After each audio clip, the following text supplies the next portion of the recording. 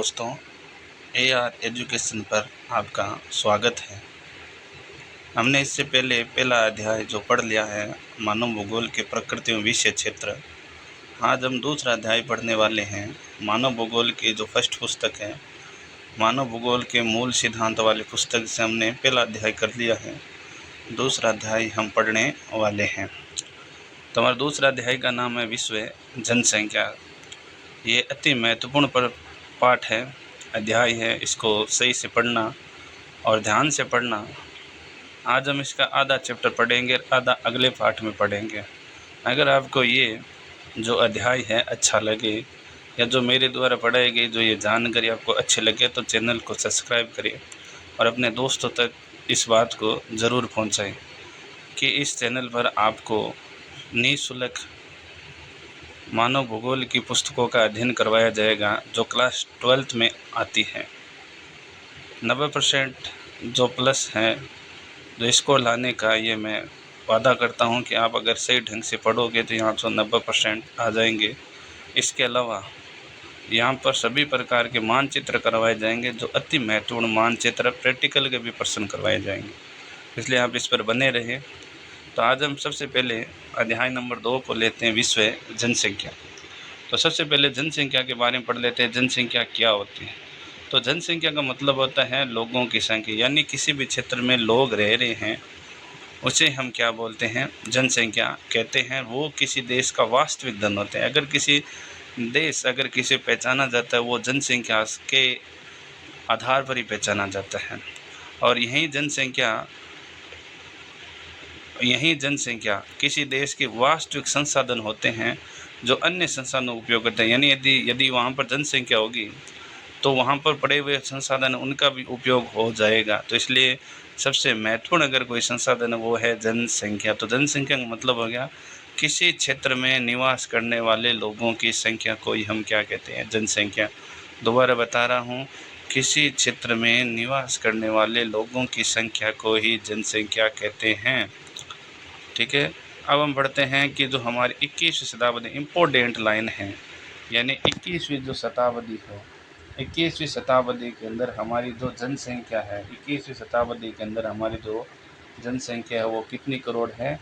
6 करोड़ है। कितनी करोड़ बताइए? 600 करोड़ है। तो 600 करोड़ बोले तो 6 अरब, इससे भी अधिक हमारी यहाँ पर विश्व के अंदर जनसंख्या पाई जाती है। इसको थोड़ा आप देखना।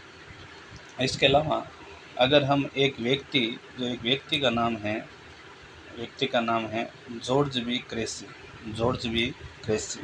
इसको थोड़ा ध्यान में देखना। इसने एशिया की जनसंख्या के बारे में इसका प्रश्न पूछा गया है कि जॉर्ज बी क्रेसी ने किसके संबंध में ये टिप्पणी की थी कि बहुत अधिक स्थानों पर कम लोग और कम स्थानों पर अधिक लोग क्या करते हैं? निवास करते हैं। ये देने वाला व्यक्ति कौन था? तो ये देने वाला व्यक्ति का नाम है George B Cressey. George B Cressey ने ये अपना कथन दिया था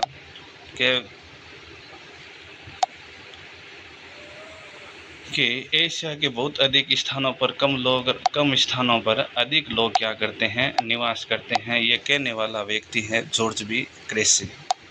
और आगे हम चलते हैं। आगे विश्व में जनसंख्या का वितरण, ये भी इम्पोर्टेंट है। ये जॉर्ज बी क्रेसी वाला लाइन इम्पोर्टेंट, याद कर ही लेना। यानी विश्व की जनसंख्या का वितरण। तो विश्व की जनसंख्या का वितरण है, यानी यहाँ पर एक वर्ड है वितरण। वितरण शब्द से आशय है कि किसी क्षेत्र में जनसंख्या का फैलाव, यानी किसी भी भूपृष्ठ पर जनसंख्या या लोग किस प्रकार रहते हैं उसी हम क्या कहते हैं? जनसंख्या का वितरण कहा जाता है। तो जनसंख्या वितरण शब्द करता है भूपृष्ठ पर लोग किस प्रकार से वितरित है, यानी लोग किस प्रकार से रहते हैं। यानी उदाहरण के तौर पर, यानी कहीं पर लोग कम रहते हैं, कहीं पर अधिक लोग रहते हैं। इन्हीं का ही जो वितरण है या इन्हीं का रहने का तरीका, उसे हम जनसंख्या वितरण कहते हैं। मोटे तौर पर विश्व की जनसंख्या का लगभग 90% भाग, कितना प्रतिशत भाग है? 90% भाग। इस चीज़ को याद कर लेना कि लगभग विश्व की 90% जो जनसंख्या है वो कितने परसेंट भाग पर निवास करती है? 10%। 10%। और याद कर लेना 10% जो जनसंख्या है वो कितने परसेंट भाग पर निवास करती है? 90% भाग पर निवास करती है। ये हमारी जनसंख्या वितरण है। यानी इसका मतलब हो गया कि जनसंख्या का वितरण कैसा पाया जाता है, तो जनसंख्या का वितरण है असमान पाया जाता है। ये भी लाइन याद कर लेना कि विश्व के अंदर जनसंख्या का वितरण कैसा पाया जाता है, असमान पाया जाता है। और विश्व के अंदर सर्वाधिक जनसंख्या वाला जो देश है वो कितने हैं, 10 है। विश्व के अंदर सर्वाधिक जनसंख्या कितने देशों के पास है, 10 है। और इनके पास विश्व की लगभग 60% जनसंख्या है। कितने प्रतिशत, 60%। और इसमें सबसे पहले स्थान पर है चीन, दूसरे स्थान पर भारत। याद कर लेना इम्पोर्टेंट, यहाँ पर मैं IMP यानी इम्पोर्टेंट, ये भारत वाला। और दूसरा है तीसरा है संयुक्त राज्य अमेरिका, चौथा है इंडोनेशिया, पांचवा है ब्राज़ील, छठा पाकिस्तान और सातवां नाइजीरिया और आठवां बांग्लादेश, नौवां रूस और 10वां कौन है, मेक्सिको। 10वां कौन हो जाएगा, मेक्सिको हो जाएगा। तो थोड़ा इसको याद कर लेना कि भाई इसके अंदर कौन कौन से आएंगे। तो इसकी थोड़ी ट्रिक याद कर लेना। क्या चबा, क्या है चबा, यानी एक ट्रिक है कि चबा शाही बाप, चबा शाही बाप, ट्रिक है चबा शाही बाप नाई, यानी नाई के बगल में रूस कर, यानी रूस में बैठा, नाई के बगल में रूस में बैठा, तो रूस में बैठा, ये थोड़ी ट्रिक है, इसे आप याद कर लेना। यानी ट्रिक क्या है कि चबा चबा शाही बाप की, यानी बाप नाई के बगल में रूस में बैठा। तो इस प्रकार से ट्रिक याद कर लेना, इसको थोड़ा इम्पोर्टेंट तरीके से याद कर लेना। अब हम अगला पॉइंट पढ़ते हैं, जनसंख्या का घनत्व। अब जनसंख्या का वितरण है, इसी प्रकार घनत्व है। घनत्व का सबसे अच्छा तरीका है कि आपको याद करने का कि प्रति इकाई क्षेत्र में रहने वाले लोगों की संख्या को ही हम क्या कहते हैं, जनसंख्या घनत्व कहते हैं। तो ये क्या है, प्रति इकाई, यानी प्रति इकाई, प्रति इकाई यानी प्रति इकाई है जो रहने वाले, यानी प्रति इकाई क्षेत्र में निवास करने वाले लोगों की जो संख्या है, लोगों की जो संख्या है उसे हम क्या बोलते हैं, जनसंख्या का घनत्व कहते हैं। और ये क्या बताता है, और ये हमें बताता है कि कि जनगणना या जनसंख्या जो हमारी है भूमि के अनुपात को बताती है, लोगों की संख्या और प्लस भूमि के अनुपात को बताने का काम कौन करती है, जनसंख्या घनत्व करती है। ये इंपॉर्टेंट लाइन याद कर लेना। और इसका जो सूत्र है, वेरी इंपॉर्टेंट सूत्र है, ये गणितीय सूत्र है, यानी गणितीय जो सूत्र है इसको याद कर लेना कि जनसंख्या घनत्व को निकालने का सूत्र क्या है।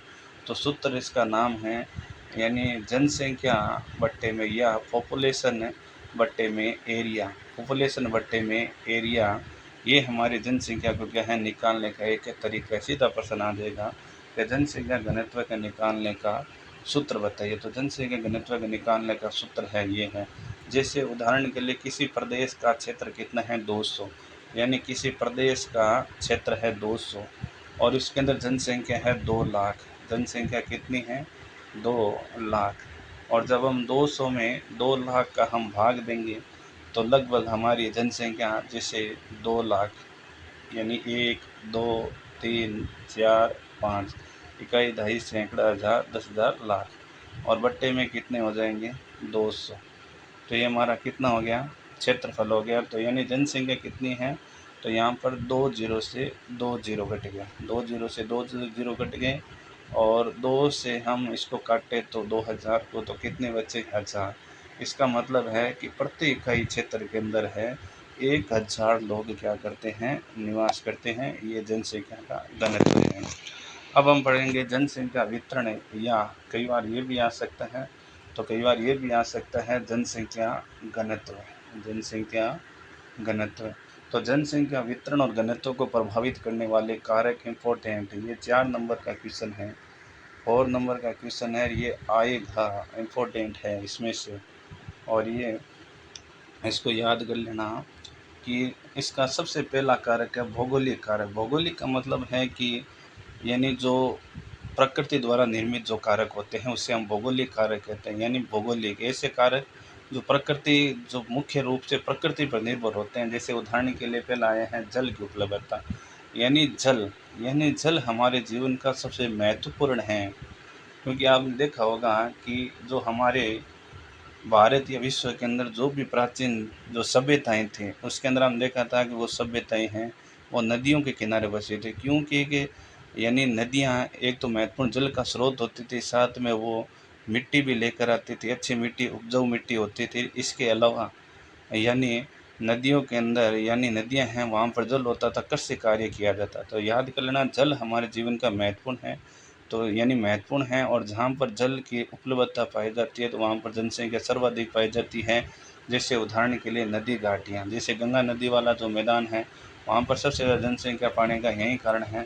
दूसरा है भू आकृति। भू आकृति का मतलब होता है कि स्थल की आकृति, यानी स्थल की आकृति कैसी है, यानी अगर ऊंचा स्थान है, जैसे उदाहरण के लिए पहाड़ है, पहाड़ है तो पहाड़ों पर जनसंख्या कम रहेगी किसकी तुलना में, मैदानों की तुलना। इसलिए कहते हैं कि दुर्गम जो स्थान होते हैं वहाँ पर जनसंख्या कम पाई जाती है और मैदानी क्षेत्रों की जनसंख्या अधिक पाई जाती है।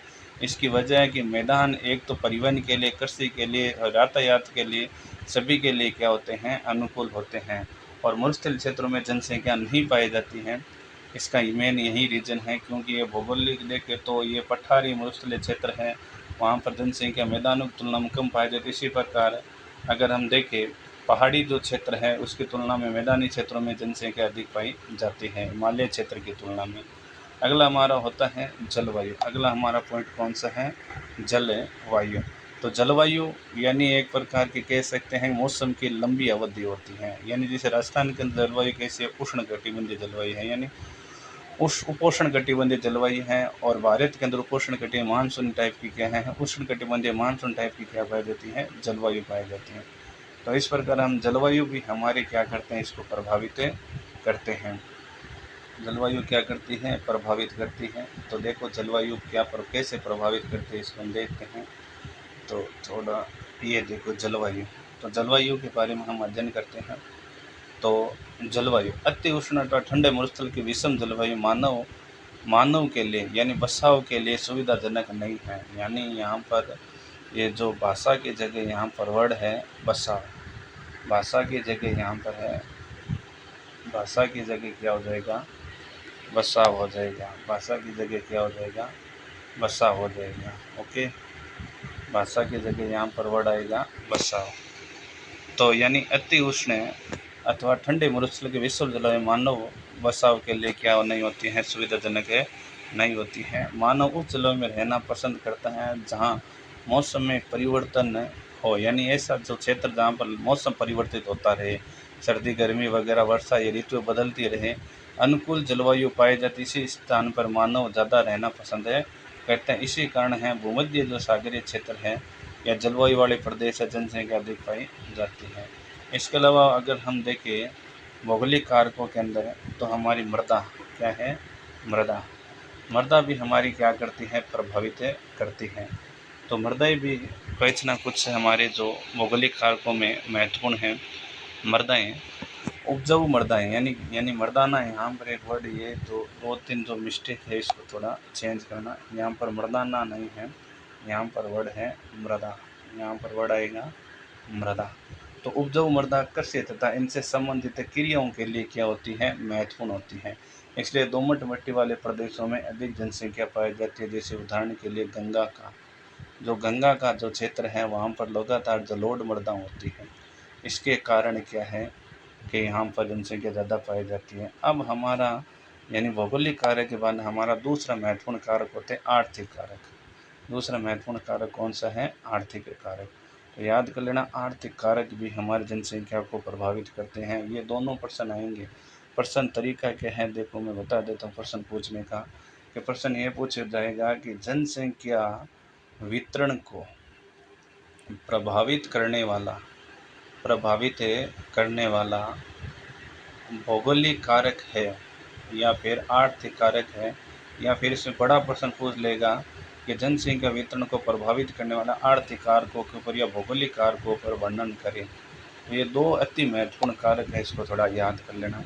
तो आर्थिक कारक अगर हम पढ़ते हैं तो आर्थिक कारक में देखो इसके अंदर सबसे पहला आता है खनिज निक्षेप। खनिज निक्षेप का मतलब हो गया कि जहाँ पर खनिज अधिक पाए जाएंगे, और जहाँ पर खनिज अधिक है तो वहाँ पर उद्योग भी होंगे और उद्योग भी आए होंगे तो वहाँ पर जनसंख्या क्या होगी, ज़्यादा होगी। जनसंख्या ज़्यादा है तो इसका मतलब वहाँ पर जनसंख्या घनत्व भी क्या देखने को मिलेगा, अधिक देखने को मिलेगा। ये सबसे महत्वपूर्ण कारक हो गया।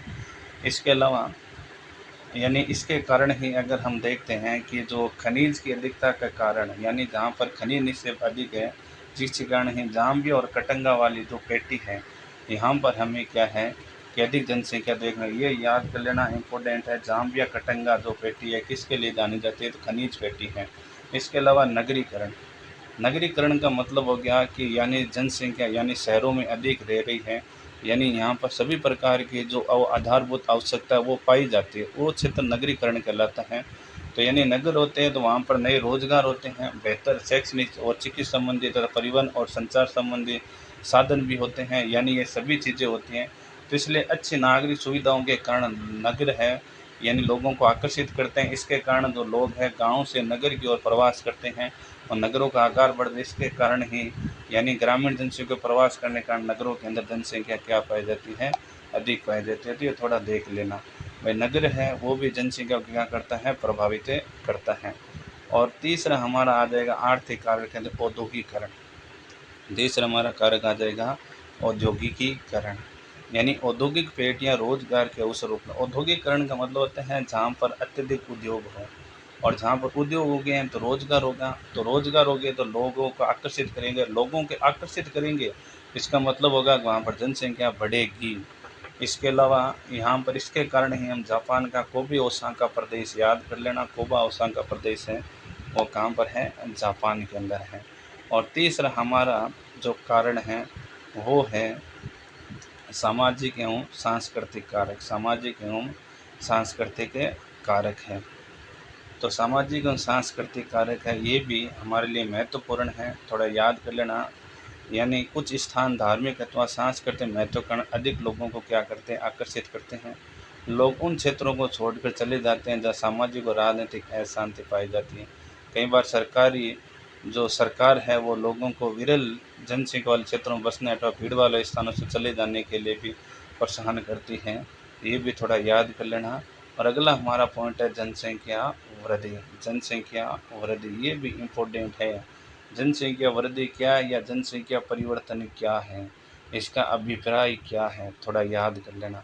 तो जनसंख्या वृद्धि का होता है कि किसी किसी क्षेत्र में किसी समय अंतराल, किसी क्षेत्र में कोई लोग रह रहे हैं, मान लेते हैं कोई ए क्षेत्र है, तो इसके अंदर 2001 के अंदर जनसंख्या थी 10 लाख मान लेते हैं, और 10 साल के बाद जब 2011 के अंदर हमने देखा जनसंख्या बढ़ के होगी 15 लाख। इसका मतलब है कि किसी क्षेत्र में किसी कोई भी क्षेत्र है या किसी क्षेत्र में विशेष समय अंतराल में यानी लोगों की संख्या में होने वाला परिवर्तन, लोगों की संख्या में होने वाला परिवर्तन ही जनसंख्या वृद्धि कहलाती है। यानी ये जो लाइन लिखी हुई है ये किसी क्षेत्र समय में जो लोगों की संख्या में परिवर्तन आता है उसे हम क्या बोलते हैं, जनसंख्या वृद्धि कहा जाता है। ये परिवर्तन धनात्मक भी हो सकता है और ऋणात्मक भी हो सकता है, यानी जनसंख्या बढ़ भी सकती है और घट भी सकती है। और इसकी जो कह सकते हैं इसको किस में अभिव्यक्त किया जाता है, इसकी संख्या निरपेक्ष होती है, इसको प्रतिशत में व्यक्त किया जाता है। जनसंख्या परिवर्तन किसी क्षेत्र की आर्थिक प्रगति, सामाजिक उत्थान और सांस्कृतिक पृष्ठभूमि का महत्वपूर्ण सूचक होती है। इम्पोर्टेंट, ये अभी तक प्रश्न पूछा नहीं। अल्लाह।